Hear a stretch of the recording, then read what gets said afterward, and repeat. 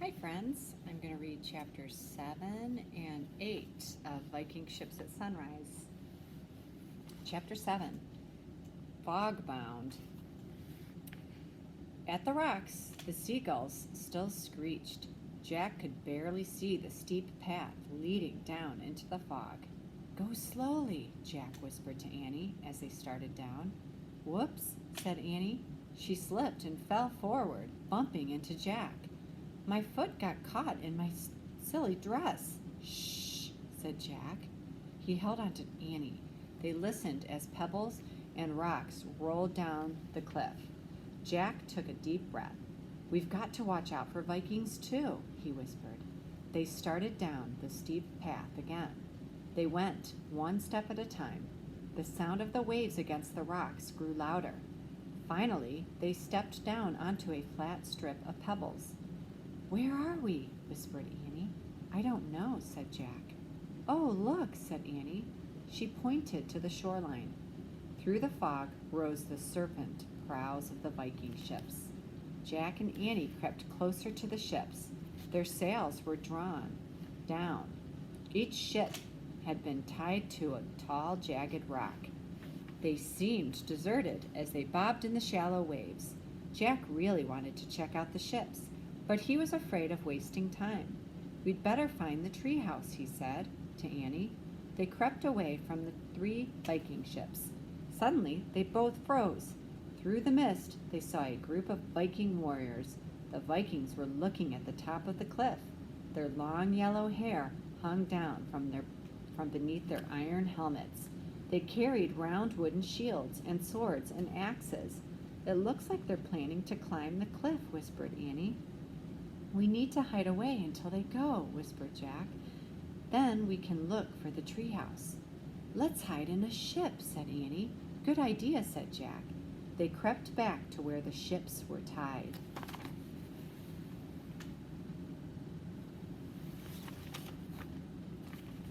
Jack was happy to see that the sides of the smallest ship were very low. They would easily be able to climb over them. You go first, said Annie. Jack waded through the shallow water. It was cold. He reached the ship and grabbed one side. He pushed himself up and onto the ship's deck. The ship jerked forward. Jack looked at the shore. It was now 30 feet away. The ship's anchoring rope was pulled tight. The serpent prow bobbed up and down with the waves. The fog and the movement of the ship made Jack feel as if he was in a dream. For a moment, he forgot to be scared of the Vikings. This is so cool, he called. Come on, Annie. Annie started to wade out to the ship.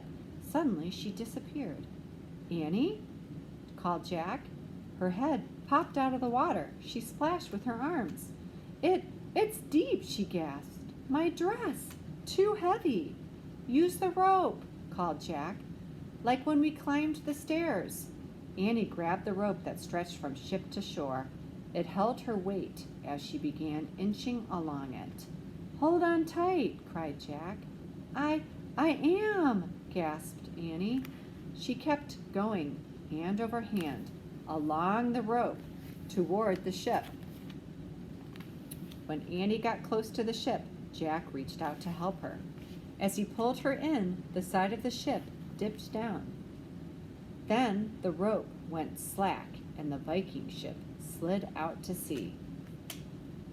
Chapter 8, Lost at Sea. Annie fell to the deck of the ship. Jack pulled the rope out of the water. The end of it was still tied in a loop. What happened? Asked Annie. We're heading out to sea, said Jack. I guess all the pulling lifted the rope off the rock. Annie sat up and looked at the misty whiteness. I can't see the island, she said. I can't see anything, said Jack. Annie looked at Jack. Do you think this is our darkest hour? She asked. I don't know, said Jack. Maybe the book will help. He pulled out their research book. He found a picture of a Viking ship. He read the caption aloud. Viking warships were the best ships of their times. When there was no wind, the crew would take down the sails and row with oars. The smallest ships had 4 rowers, and the largest had as many as 32. Rowers sat on boxes that stored their belongings. Great, said Annie, jumping up. This isn't our darkest hour. Why do you say that? Asked Jack. There's still hope, said Annie. We can row to the other side of the island and find the tree house.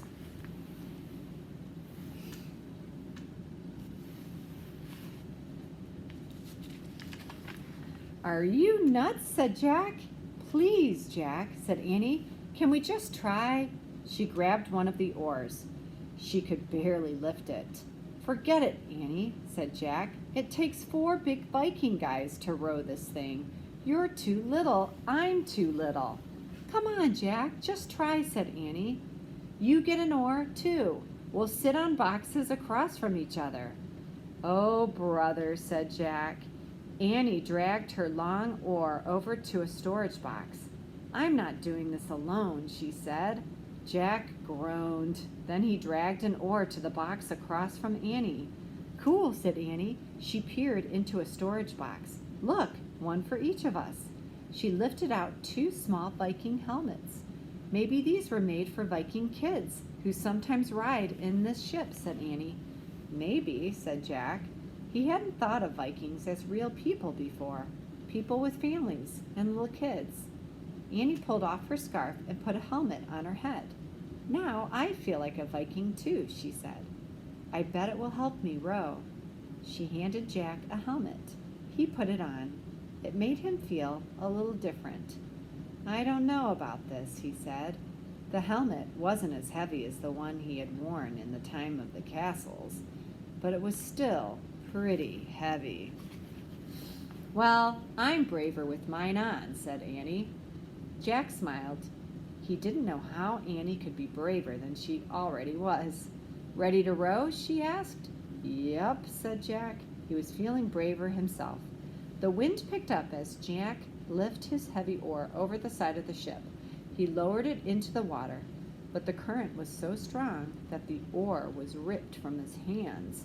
Jack fell over backward as his oar slipped into the sea. I lost my oar, Annie yelled. Jack looked up as rain started to fall. The sky was black. A gush of seawater poured over the side of the ship. Brr, said Annie as she tried to stand.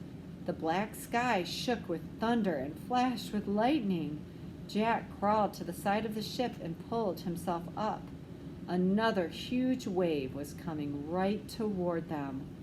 It's our darkest hour now, cried Annie. Get Brother Michael's book. Jack reached into his leather bag.